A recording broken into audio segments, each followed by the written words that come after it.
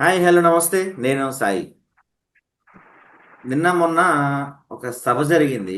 జడ శ్రవణ్ గారి ఆధ్వర్యంలో ఒక సభ నిర్వహించారు. ఆ సభలో ప్రశ్న రావణ్ చేసిన వ్యాఖ్యలు కొంత కొందరు అంటే వైసీపీ వాళ్ళుగా కూడా వ్యతిరేకించే విధంగా ఉన్నాయని చెప్పినారు. ఎందుకంటే గత ఎన్నికల్లో ఎవరన్నా ఎవరు కాదన్న 2014 కావచ్చు, 24 కావచ్చు, కేవలం పవన్ కళ్యాణ్ ఫ్యాక్టర్ వల్లే టీడీపీ గెలిచినటువంటి అసలు దాంట్లో ఎటువంటి డౌట్ లేదు. 100% పవన్ కళ్యాణ్ ఫ్యాక్టర్ వల్లే టీడీపీ గెలిచింది. సో వైసీపీ వాళ్ళు చాలా సందర్భాల్లో గతంలో చెప్పారు, పవన్ కళ్యాణ్ని అనవసరంగా ఎక్కువ హైప్ చేశాము, పవన్ కళ్యాణ్ గురించి పదే పదే మాట్లాడటం వల్ల ఖచ్చితంగా ఎఫెక్ట్ పడింది అనేది చాలా సందర్భాల్లో వైసీపీ నాయకులు ఒప్పుకున్నారు. అయితే ఈ మధ్య కాలంలో ఈ కొంతమంది నాయకులు అనలేను నేను వాళ్ళని, కొంతమంది ఇలాంటి ప్రశ్నలు రావడం లాంటి వాళ్ళు, ఇంకొంతమంది మరి తెలుసో తెలియకో లేకపోతే వీళ్ళు కొంత మేధావులుగా ఫీల్ అవుతున్నారు ఏంటో తెలియదు, కానీ వీళ్ళు అనవసరంగా పదే పదే పదే పదే పవన్ కళ్యాణ్ పోక్ చేస్తూ మాట్లాడుతున్నారు. పవన్ కళ్యాణ్ని ఎంత అవునన్నా ఎంత కాదనుకున్నా వాళ్ళు మన స్టేట్కి సీఎం, డిప్యూటీ సీఎం విమర్శించవచ్చు. నేను ప్రతిసారి చెప్తుంది ఏంటంటే పొలిటికల్ విమర్శలు సర్వసాధారణం. ఎక్స్ట్రీమ్ లెవెల్లో విమర్శించింది పొలిటికల్గా. ఇప్పుడు చైతన్యాన్ని ఉన్నారు, ఆయన ఏదైనా అంశం మీద విమర్శించాలంటే విత్ డేటాతో విత్ ప్రూఫ్తో విమర్శిస్తారు. గతంలో వాడేదో చెప్పు తీసుకొని కొడతా అన్నాడు, మనం ఇప్పుడు ఈయన చెప్పు తీసుకొని కొడతా అంటే ఆయనకి తేడా ఏముంటుంది? సో ఈ అంశాలు మాట్లాడదాం. ఎందుకంటే ఇది కొంత గ్రౌండ్ లెవెల్లో కేడర్కి కొంతమందికి నెగిటివ్ ఇంపాక్ట్ వెళ్తుంది. అనవసరంగా పవన్ కళ్యాణ్ని పదే పదే పేరు తీసుకురావటం, పవన్ కళ్యాణ్ పేరు పదే పదే ప్రస్తావించడం వల్ల లాభం కన్నా నష్టమే ఎక్కువ ఉందనే వాదనలు వినిపిస్తున్నాయి. మాట్లాడదాం. శిల్పారెడ్డి గారు మీరు చెప్పండి. అంటే ముందు పవన్ కళ్యాణ్ గారి సంగతి మాడే ముందు ప్రశ్న రావణ్ గారి నిన్న స్పీచ్ గురించి మీ అభిప్రాయం ఏంటి అసలు? నా పర్సనల్ ఒపీనియన్ వచ్చి అవతల వాళ్ళు గడ్డి తిన్నానని నేను గడ్డి తిన్నాను అనడం. ఒక చిన్న ఇంటరప్షన్. దాంతో పాటు ఇంకో చిన్న చెప్పడం మర్చిపోయాను. ఈ ప్రశ్నారావణ్ గారు మొన్న ఆ సభకు వస్తున్నప్పుడు ఆయన 2-3 సుమోల్లో వస్తూ దానికి బౌన్సర్లు, ఆ సుమోల్లో బౌన్సర్లు కొంత హడావిడి చూసిన జనానికి, నేను ఆయన ఛానల్లో వీడియోసే చూశాను. ఆ కింద కామెంట్స్లో జనం కన్నా నీ బౌన్సర్లు ఎక్కువ ఉన్నారు, నిన్నగాక మొన్న నువ్వు వచ్చావు అప్పుడే నీకు ఇన్ని కార్లు ఇన్ని బౌన్సర్లు ఇదంతా ఎక్కడి నుంచి వచ్చినాయి, ఇవన్నీ నెగిటివ్ అవుతున్నాయి. సో ఆ బౌన్సర్లు ప్లస్ ఆయన ఎంట్రీ, కొంత జరిగిన ఓవర్ యాక్షన్, ఆ స్పీచ్ అన్ని కలిపి చెప్పండి మీరు, శిల్ప గారు.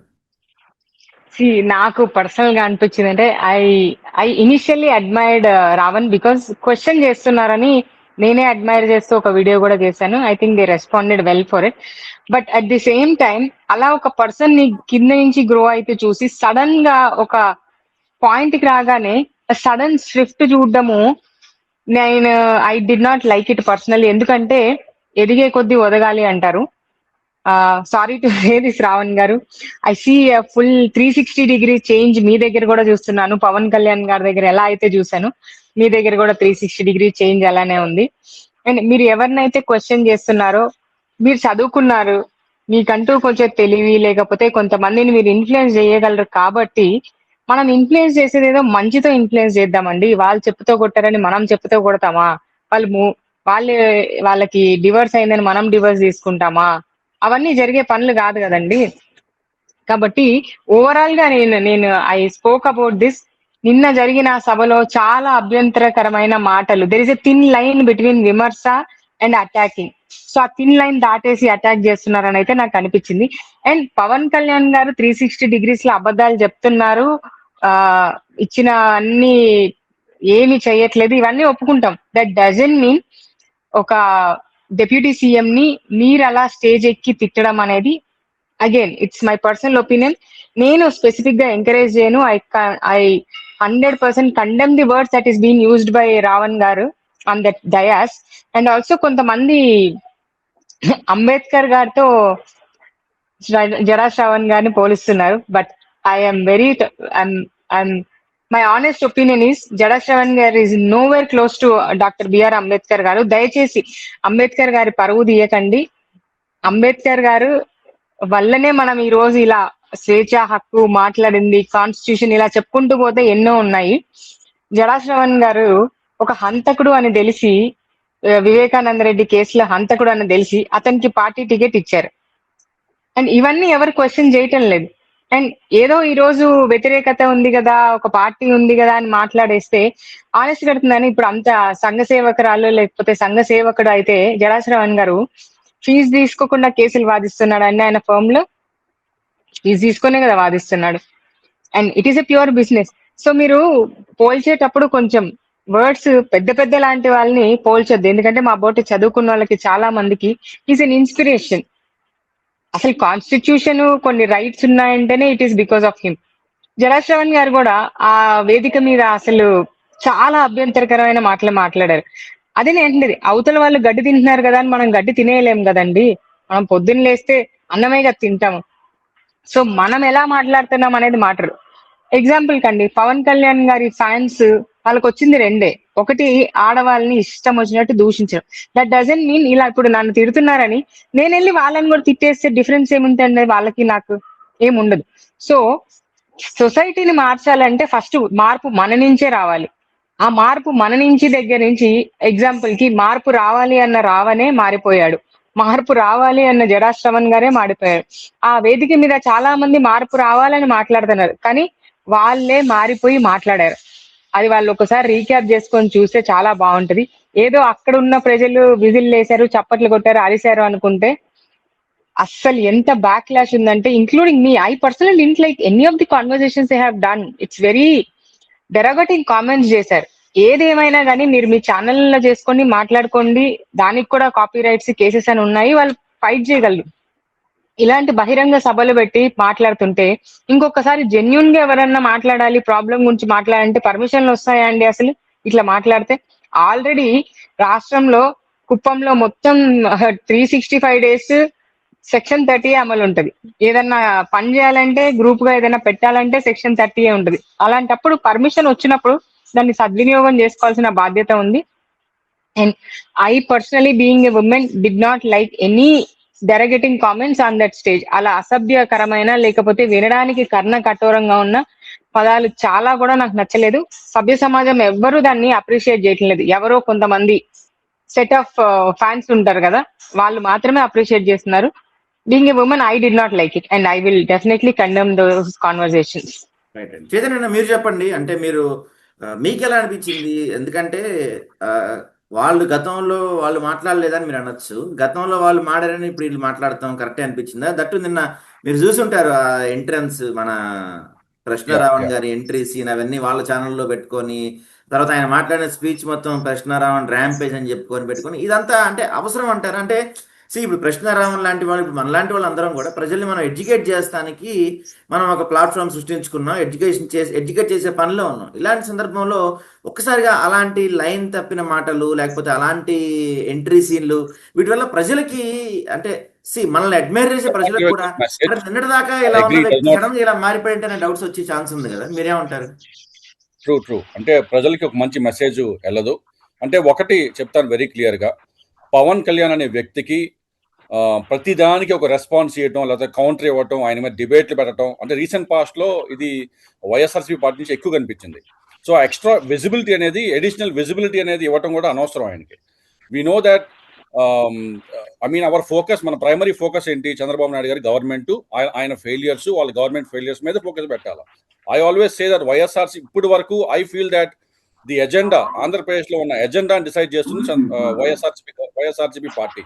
సో కీప్ అట్లానే అజెండాని డిసైడ్ చేయాలా. So keep the focus on Chandrababu Naidu గారి ఫెయిలియర్స్, గవర్నమెంట్ ఫెయిలియర్స్, వాళ్ళ గవర్నమెంట్ మీద ఫోకస్ పెడితేనే అది better. I mean for the party of YSR పార్టీకి అది బెటర్. అంతేగాని ప్రతిదానికి పవన్ కళ్యాణ్ చెప్పే ప్రధానికి కౌంటర్ ఇవ్వటం, మళ్ళీ దానికి డిబేట్ పెట్టడం, you're only giving him additional visibility. Audio problem వచ్చింది, ఒకసారి మాట్లాడరా? Ya so instead of control అంటే so instead of YSRCP should control the agenda, right? Instead of letting someone else decide the agenda, అంటే పవన్ కళ్యాణ్ గారిని agenda వాళ్ళకి respond అవ్వడం వల్ల you are actually allowing him to decide the agenda.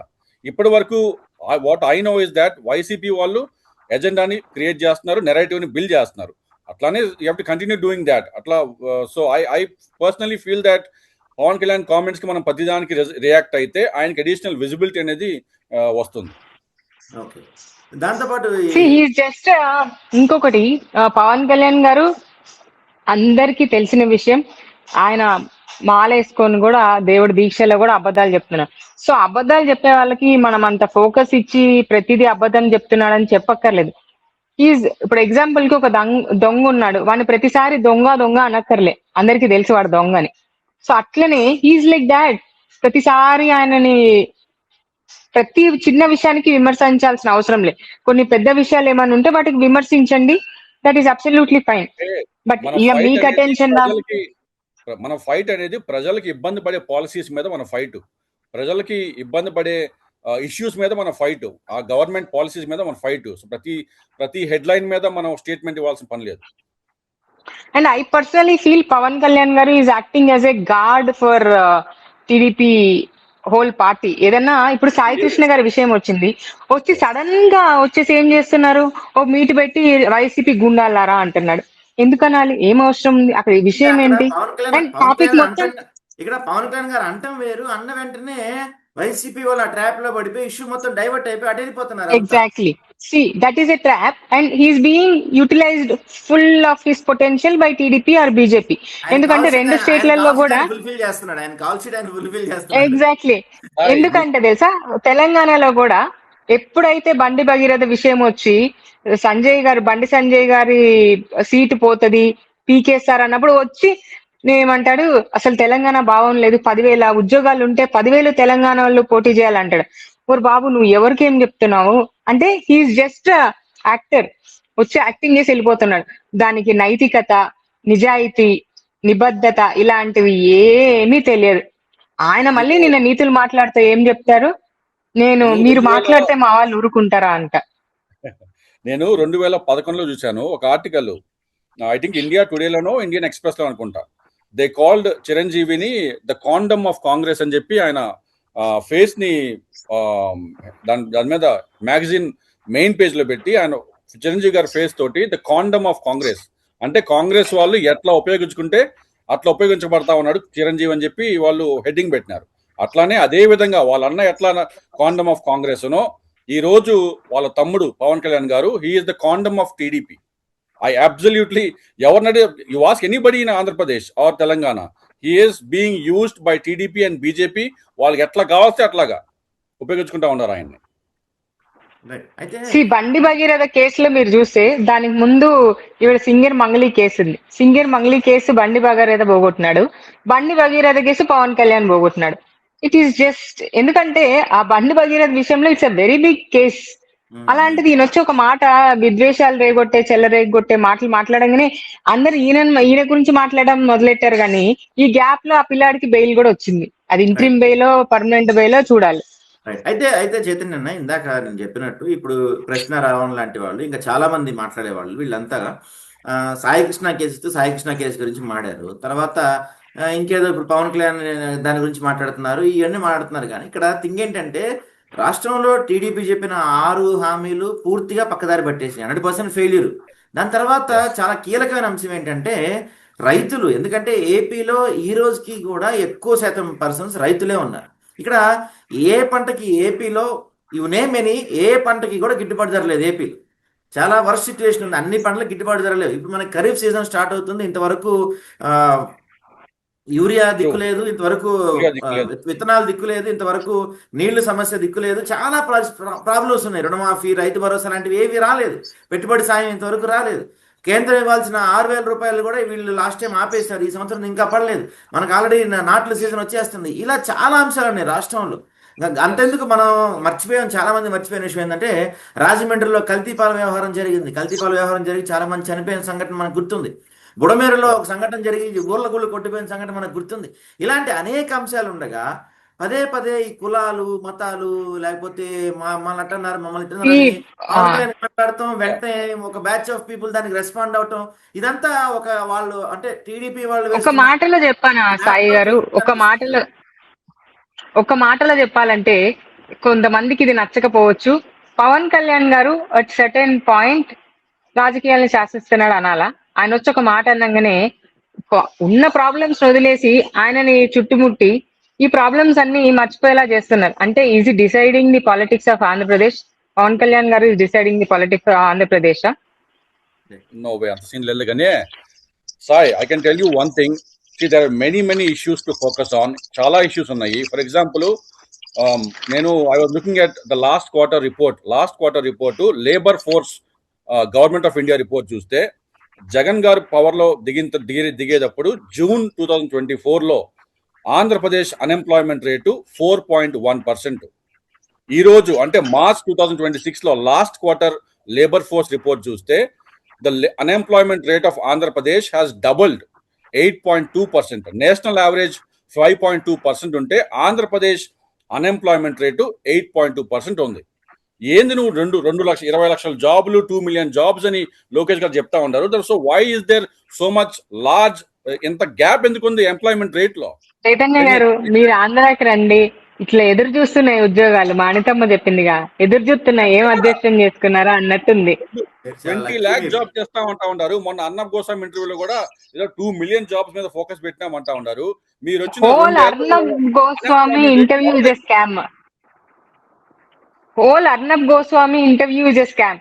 ఏదో 2 English లో మాట్లాడంగానే అబద్ధాలు నిజాలు అయిపోవు. Is talking about education system of Andhra Pradesh. ఎట్లా ఒక నిమిషం ఇటే పోద్దాం. సో ఇక్కడ అంటే చాలా నేను అంటుంది ఇందాక కూడా అడిగింది, సరే ఇవి తర్వాత మాట్లాడదాం మనం డేటా తోటి. ఇక్కడ నేను అడుగుతున్నా ఏంటంటే ఈ వీళ్ళంతా ప్రశ్నరావణ్ లాంటి వాళ్ళు ఇంకా చాలా మంది పవన్ కళ్యాణ్ లేకపోతే టీడీపీ వాళ్ళు వేసిన ట్రాప్ లో చుట్టూ తిరుగుతున్నారు, కానీ వీళ్ళంతా ప్రజా సమస్యలు వదిలేశారు. నాకు అనిపిస్తుంది అంటే దీంతో పాటు నాకు అనిపిస్తుంది వీళ్ళంతా కూడా అంటే ప్రజల కోసం కాదు, ఎవరికి వాళ్ళకి వ్యక్తిగత ఎజెండాతో పనిచేస్తున్నారేమో అనిపిస్తుంది. ఏమంటారు మీరు? 100% రావణ్ గారిది వ్యక్తిగత ఎజెండాని, జరా శ్రవణ్ గారిది వ్యక్తిగత ఎజెండాని. వీళ్ళల్లో ఎంతమంది జెన్యూన్ గా ప్రజల కోసం పనిచేసే వాళ్ళు ఉన్నారండి? నిన్న ఆ ఇంట్రడక్షన్ ఆఫ్ రావణ్ గారు చూసినాకైతే I did not feel he worked for the people. నాకున్న ఒపీనియనే షిఫ్ట్ అయింది 360 degrees లో. ఎన్ని రోజులు నేను ఏమనుకున్నాను, కొంచెం he speaks for the people, he's people's person ఇట్లా అనుకునేదాన్ని. ఆ పర్స్పెక్టివ్ మొత్తం చేంజ్ చేసేసారండి నిన్న ఒక్క సభలో. మాటలు, ఆ విధానము, ఆ behaviour, he's thinking is a hero. కానీ ఆయన ప్రజలకి హీరో అవ్వాలి, కానీ ఆయన చిరంజీవి గారి లెక్క హీరో అనుకుంటే it's going to be huge failure for him. Maybe YouTube లో వీడియోలు వ్యూస్ రావచ్చు, డబ్బులు రావచ్చు, but he's losing his credibility and ఏదైతే జెన్యూనిటీ ఉందో అది లూజ్ అవుతున్నారు అన్నది నా పర్సనల్ ఒపీనియన్ అండి. అది పోద్ది అనుకుంటా. ఎందుకంటే ఉదాహరణకి ఇప్పుడు మనం మహాసేన రాజేష్ అని ఒక వ్యక్తి ఉండేవాళ్ళు, తర్వాత జనసేనలో ఒక ఆయన ఉండేవాళ్ళు, లాయర్, ఆయన పేరు గుర్తు రావట్లేదు నాకు కొంచెం. అవును శంకర దిలీప్ అని సంథింగ్ ఆయన పేరు ఉండేది, దిలీప్ శంకర. తర్వాత అంతకుముందు కొంతమంది ఇట్లా ఉండేవాళ్ళు, చాలా మంది పేర్లు నాకు గుర్తు రావట్లేదు. వాళ్ళందరూ వీడియోస్ అప్పట్లో దిలీప్ శంకర్ గారు మాడేవాళ్ళు. ఇప్పుడు దిలీప్ శంకర్ గారు ఇప్పటికీ కూడా విభేదాలు వచ్చి జనసేన నుంచి బయటకు వెళ్ళిపోయినా ప్రజల సమస్యలు మాట్లాడుతూనే ఉన్నాడు. కానీ ఇక్కడ ప్రశ్న రావడం పరిస్థితి పర్టికులర్ గా ఆయన గురించే మాట్లాడితే, ఆయన పర్టికులర్ గా పిఠాపురం మీదే టార్గెట్ చేసినట్టు కనిపిస్తా ఉంది నాకు. నా ఒపీనియన్ చెప్పినా దాని మీద, వై ఈజ్ ఈ not questioning the government? Chandrababu Naidu గారిని కానీ, నారా లోకేష్ గారిని కానీ, లేకపోతే హోమ్ మినిస్టర్ అనిత గారిని కానీ, లేకపోతే హెల్త్ మినిస్టర్ ని కానీ, లేకపోతే ఎందుకు ఇంకెవరిని క్వశ్చన్ చేయట్లేదు? Why is he being targeting only Pawan Kalyan garu అనేది చెప్పాలి. అంటే ఇక్కడ దాంతో మనం ఓపెన్ గా మాట్లాడుకుంటాం కాబట్టి వైసీపీ నుంచి కూడా కొన్ని తప్పులు జరుగుతుంటాయి, గతంలో జరిగినాయి. అప్పుడు ఎప్పుడు ప్రశ్నించిన రావణ్ ఓన్లీ పవన్ కళ్యాణ్ ప్రశ్నిస్తా అంటే, ఏదైతే పవన్ కళ్యాణ్ గతంలో టీడీపీని ఎప్పుడు ప్రశ్నించేవాడు కదా, ఆయన ఓన్లీ వైసీపీని మాత్రమే ప్రశ్నించేవాడు. సేమ్ ఈయన కూడా అంతే, ప్రశ్నించడు, బీజేపీని ప్రశ్నించడు, కాంగ్రెస్ ని ప్రశ్నించడు, ఇంకెవరిని ప్రశ్నించడు, ఓన్లీ పవన్ కళ్యాణ్ మీదే ఆయన తిరుగుతున్నట్టుగా కనిపిస్తుంది. అంటే ఆయనది సెలెక్టివ్ సైలెన్స్, సెలెక్టివ్ వాయిస్. అంటే ఆయనకు నచ్చిన వాళ్ళనే సెలెక్టివ్ గా తీసుకొని వాళ్ళ మీద వీడియోస్ చేస్తారు. అండ్ కొన్ని మాట్లాడు సెలెక్టివ్ సైలెన్స్. ఆయన నిన్న చంద్రబాబు నాయుడు గారిని అంటున్నారు సెలెక్టివ్ సైలెన్స్ అని. మరి రావణ్ గారు, నేను కూడా మిమ్మల్ని వేదికగా అడుగుతున్నాను, మీరెందుకు సెలెక్టివ్ సైలెన్స్ మెయింటైన్ చేస్తున్నారు? నిన్న నారా లోకేష్ గారు వెళ్ళి అక్కడ చాలా అబద్ధాలు చెప్పారు ఆ డయాస్ మీద. ఏంటి, ఎంప్లాయ్మెంట్ గురించి, ఎడ్యుకేషన్ రేట్ గురించి, అవన్నీ కూడా వితౌట్ డేటా ఒక స్టేజ్ మీద ఏదో మాట్లాడేసి అవన్నీ నిజాలు అయిపోవండి. There are facts. దానికి 360 degrees. అర్నబ్ గోస్వామి ఇంటర్వ్యూలో మాట్లాడుతూ 2.4 trillion ఎకానమీ మా టార్గెట్ అని చెప్పినాడు. చంద్రబాబు నాయుడు గారు మాకు టార్గెట్ ఇచ్చినారు, $2.4 trillion ఎకానమీ మా ఆంధ్రప్రదేశ్ కావాలా అన్నాడు. ఒక్క విషయం సారు, ఎకానమీ పెద్దదైతే ఆంధ్రప్రదేశ్లో ప్రజలకి ఏమైనా ఉపయోగం ఏంటి అంటే I don't understand this. India is becoming third largest economy, fourth largest economy అంటా ఉంటారు. ఎకానమీ పెద్ద అయితే ప్రజలు వాళ్ళ తలసరి ఆదాయం పెరుగుతుందా? I mean are poor people becoming richer? ఒక కేక్ ఉందండి, కేక్ పెద్దది కొంది ప్రతి ఒక్కరికి పెద్ద స్లైస్ వచ్చిద్దా? రాదు కదా. ఇది ఎవరికి పెద్ద స్లైస్ బాగుపడతారు. చైతన్య, ఆ టాపిక్ మనం మళ్ళీ మాట్లాడదాం. ఇక్కడ నేను ఇందాక మీరు మొత్తం అట్లే వెళ్ళిపోతున్నారు చైతన్య గారు. కొంచెం శిల్ప గారు ఒక్క నిమిషం. ఇప్పుడు ఇందాక నేను అడిగినట్టు ప్రశ్నారావణ్ గారు అది మళ్ళీ మాట్లాడదాం, ఇంకో టాపిక్ పెట్టుకుందాం మనం మాట్లాడదాం. ఇక్కడ నేను అడుగుతున్నాను, ఇప్పుడు ప్రశ్నారావణ్ గురించి మనం డిస్కస్ చేస్తాం కాబట్టి ఆయన ఓన్లీ పవన్ కళ్యాణ్ టార్గెట్ చేసి ఇక రాష్ట్రంలో ఏ అంశాల గురించి మాట్లాడకుండా పిఠాపురం పవన్ కళ్యాణ్ లేకపోతే ఎస్సీ ఎస్టీలో వాళ్ళలో జరుగుతున్నాయి ఇలాంటి అంశాలే మాట్లాడటం వల్ల కొన్ని రోజులు పోతే ఆయన చెప్పేది నమ్మటం మానేసే అవకాశం ఉంది. ఒక్క నిమిషం శిల్ప గారు మీరు చెప్పండి చైతన్య గారు. ఐ మీన్ ప్రశ్నారావణ్ గారి లాజిక్ చూస్తుంటే I think he's only targeting తన యూట్యూబ్ ఛానల్ కి ఎట్లాగా వ్యూస్ రావాలి, లేకపోతే ఎవరిని టార్గెట్ చేస్తే వ్యూస్ వస్తాయి. For example I have seen him targeting కొన్ని యాంకర్స్ ని టార్గెట్ చేసిన రీసెంట్ గా, రాములమ్మనో లేకపోతే రకరకాల వాళ్ళని, రైట్? సో రైట్, సో ఆయన వే ఆఫ్ పోకట్ చూస్తే కనుక కేవలం ఆయన యూట్యూబ్ ఛానల్ ని కోసమే ఆయన పనిచేస్తున్నట్టు క్లియర్ గా కనిపిస్తా ఉంది. There is no focus on ప్రజల ఇష్యూస్ మీద కానీ లేకపోతే ప్రజల బాధల మీద కానీ ఆయనకి ఫోకస్ ఏం లేనట్టే కనిపిస్తా ఉంది నాకైతే. His only single agenda focus is that ఆయన ఛానల్ ని ఆయన ఎత్తుకోవాలని ట్రై చేస్తా ఉన్నారు అంతవరకే. అయితే నిన్న ఒక ఇంటర్వ్యూలో చూశాను, నేను ఎక్కడో క్లిప్ చూశాను. ఎవరో ఇంటర్వ్యూ జర్నలిస్ట్ ఎవరో మన రఘురామ కృష్ణరాజు గారిని అడుగుతున్నారు, జడస్ రేవంత్తో టీడీపీకి ఏమన్నా మీటింగ్ జరిగిందా అని ఒక క్వశ్చన్ అడిగితే ఆయన జరగకూడదని నేను కోరుకుంటున్నాను అని అది ఒక పెక్యులర్ సమాధానం చెప్పారు. అంటే తెర వెనక రఘురామ కృష్ణ గారు చెప్పకనే చెప్తున్నారు. అంటే అనిత గారిని ఏమన్నా హోమ్ మినిస్టర్ గా పీకేసి పవన్ కళ్యాణ్ గారిని ఏమన్నా పెడుతున్నారా? దాంతో పాటుగా ఈ జడశ్రవణ్ గురించి రఘురామ కృష్ణరాజు గారు మాట్లాడిన మాటలు కొంత ఇంట్రెస్టింగ్ గా కొంత డౌట్లు రేకెత్తిచ్చేలా అనిపించింది. ఏమన్నా జరుగుతుందా తెర వెనక? ఐ డోంట్ థింక్ సో అండి, ఎందుకంటే జరగవచ్చు కూడా. ఆయన కూడా అదే అన్నారు, జరగదు అని లేదు, జరగచ్చు, జరుగుండ. ఎందుకంటే ఆల్రెడీ జడాశ్రవణ్ గారికి has alliance with whole TDP, he has access till Chandrababu Naidu గారు till లాస్ట్ లో చెడిపోయింది. కాకపోతే జడాశ్రవణ్ గారు పార్టీ కూడా ఇటు ఎన్డీఏలో కలవాల్సింది, సీట్ల విషయంలో కొంచెం అటు ఇటు అయ్యి ఇబ్బంది పడ్డారు అంతే. ఏమన్నారు, హోమ్ మినిస్టర్ గా పవన్ కళ్యాణ్ అయితే నేను చెప్తానని చెప్పినాను కదా, అంటే పంచాయతీరాజ్ లో ఫెయిల్ అయింది కాబట్టి ఆయన హోమ్ మినిస్టర్ చేయాలనా? ఎందుకు చేయాలి ఆయన హోమ్ మినిస్టర్? ఈ ఫెయిల్డ్ ఇన్ పంచాయతీరాజ్ అనే అట్లెందుకు అనుకోవాలి? అనిత గారు ఫెయిల్ అవ్వడం అని కూడా అనుకోవచ్చు కదా మీరు. అనిత గారు ఫెయిల్ అవ్వడం అని ఒకటి అనుకోవచ్చు. అండ్ ఇంకోటి ఏంటంటే రఘురామ గారు, వినండి ఒక్క నిమిషం రఘురామ కృష్ణ, ఒక్క నిమిషం చైతన్య గారు, ఒక్క నిమిషం అండి, కంప్లీట్ చేయండి, కొంచెం పేషెన్స్ ఉందండి, కంప్లీట్ చేయనండి. అనితమ్మ గారు ఫెయిల్యూర్ అని అనొచ్చు, లేకపోతే ఎలాగో రఘురామ కృష్ణ గారికి దళితులు అంటే పడదు కాబట్టి దళిత మహిళ హోమ్ మినిస్టర్ గా ఉందని చెప్పి అది వ్యాఖ్యలు చేసి ఉండొచ్చు, ఖచ్చితంగా చేసి ఉండొచ్చు. నాకు దళిత ఓట్లు వద్దన్నాడు కదా ఆయన, అదే అది కూడా టార్గెట్ చేసి ఉండొచ్చు అన్నది again this it's point of view నాది. ఇప్పుడు చెప్పండి, పవన్ కళ్యాణ్ గారు ఏదో చెప్తున్నారుగా మీరు. పవన్ కళ్యాణ్ గారు ఏదో అంటే ఆయన 26వ ర్యాంక్ నుంచి ఫస్ట్ ర్యాంక్ దిశపోయినాడు ఆంధ్రప్రదేశ్ అని చెప్తా ఉన్నారు కదా. దాంట్లో ఆయన పంచాయతీరాజ్ ర్యాంక్ నుంచి మినిస్టర్ గా తీసేయొద్దని నా ప్రార్థన.